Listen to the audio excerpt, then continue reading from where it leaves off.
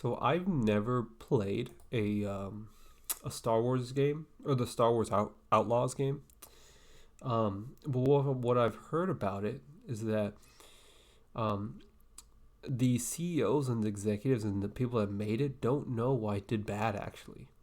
And for me personally, as somebody who doesn't actually hasn't played it, I'm kind of curious too. You know, Now, I want to ask you a question. What kind of game do you think Star Wars Outlaws is? Because it should. what type of game? Star Wars Outlaws. Star Wars Outlaws is probably a game where they try to make it really cool, like you're a really cool bandit, but you can't do any of the stuff that would make a bandit actually like morally gray. Should be a really easy question to answer. But the more time I've spent thinking about it, the less confident I've become. You know, Now, on this topic, maybe Ubisoft. On this topic, whenever they talk about Star Wars and like the bad guy doing bad things, it's always he's like stealing cargo. Or if you're ever like in a ride for Star Wars or like anything at all, it's always about stealing cargo. The bad guy is always stealing cargo.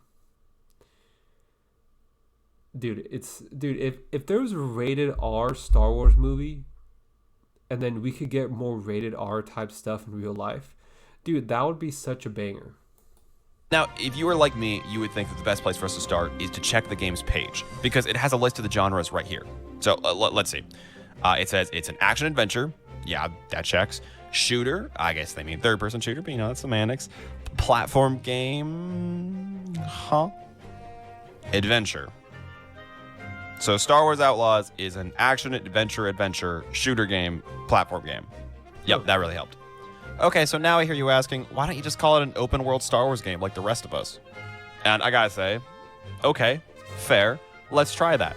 This is a Star Wars open world game. Better yet, it's a Star Wars action adventure open world game. Boom, there you go. That solves everything. I totally know what type of game this is now. Anyway, it's Star Wars Elden Ring, right? So we've exhausted both our options here.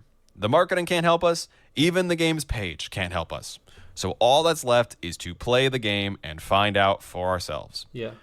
But before that, why does it actually matter what genre we put this game in? And I'll answer your question with another question. Do you judge Celeste? Why does it matter what genre we put this game in? I guess because it matters because, you know, like when you're trying to decide whether to purchase a game, you know, people often search by genre. So if you have a game that's wrongly classified or rightly classified, it kind of might mislead people if it's wrongly classified. So it's kind of like wrong for the consumer, I guess. On its facial animation technology, or Mario 64 on its first-person shooting, or League of Legends on its positive game community? No, because those features don't feature in those games.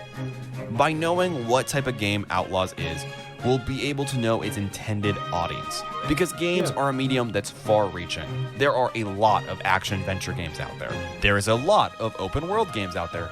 There are even a lot of Star Wars games out there. So we want to know, does Outlaws do a good job in its field? Because it's not fair for us to compare Outlaws to Celeste and say its platforming isn't as good, because that doesn't make any sense. We want to judge Outlaws on its own terms. What If you game guys have ever played the game Mercenaries 2, that's how I imagine this game is like. did it want to be? And does it do a good job of that? Because if it does a really good job in its specific field, then it's not fair for me to judge just because it's not my type of game. What that means is that we got to play it. So where do we start? Well, not to break the fourth wall here, but obviously I've already played it since this is a recording, which means that I know a good place for us to start. Early on in Outlaws, there was a lot of stealth. The first real mission was to infiltrate a nightclub in Canto Bight. The thing is, Which I think that when games, I'm gonna say this is kind of like Mercenaries 2, pretty much.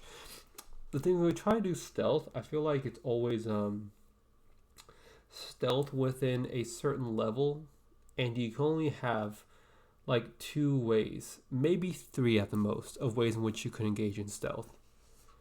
And for me personally, I don't find that very like very fun, because you know that like this character is gonna look this way, and then you go past him. This character is gonna jump on top of this thing, you know, and then you go past him, It's like it doesn't seem that fun to me, you know. Is when I got an idea. What if this game played like a Hitman game? With disguises and hitting in plain sight, multiple ways to complete the objective, the whole shebang. And then I realized how stupid that idea sounded.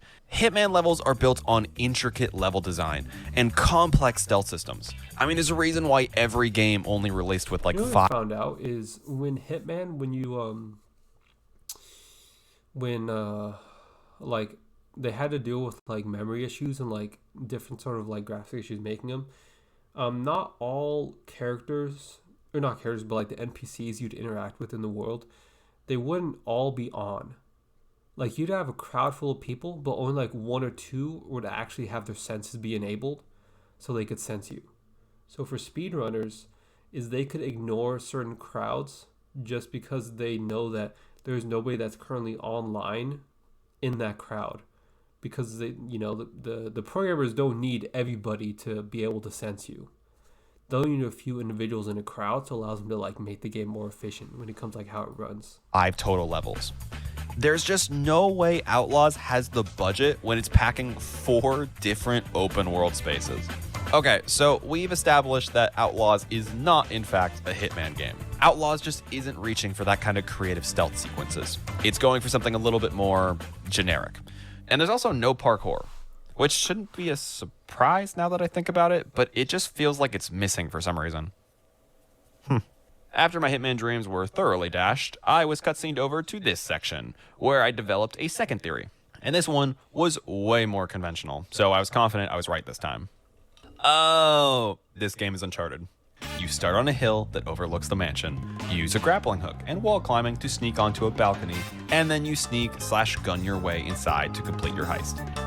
It is nearly a beat-for-beat retread of Uncharted 4's heist chapter. But even though they were so similar, that comparison deteriorated almost immediately. I have no idea who these people are. Kay just met them. None of them talk to her except for the leader, who gives you the most basic directions and then cuts her mic. Kay said, who gives you the most basic direction. I don't like. There are characters where, how do I say this? So if you have to play a certain role in a video game, right?